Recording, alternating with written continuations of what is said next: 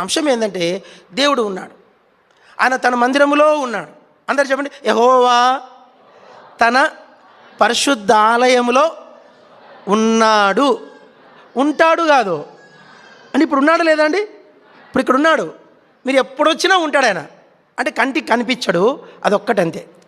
ఆయన నియమానికి, పరలోక నియమానికి అది వ్యతిరేకం కాబట్టి ఆయన కంటికి కనిపించడు. అందుకంటాడు, నా మందిరాన్ని మీరు ఏం చేయాలా? సన్మానించాలి.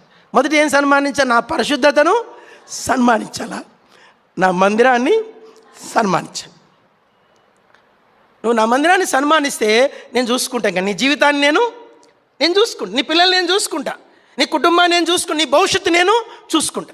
నువ్వు నా ఇంటికి రా, నువ్వు నా ఇంటికి వస్తే నేను ఇంటికి. ఇప్పుడు ఒక మాట చెప్తున్నా, మీరు మందిరానికి వచ్చారు కదా, మీరు వెళ్ళేటప్పుడు యేసుప్రభు మీతో వస్తాడు. మళ్ళా తిరిగి మళ్ళీ ఆదివారం వచ్చేదాకా మీ ఇంటే ఉంటాడు. ఆయన మాట ఇది. ఆయన ఎద్దకు రండి, ఆయన మీ ఎద్దకు వచ్చాను.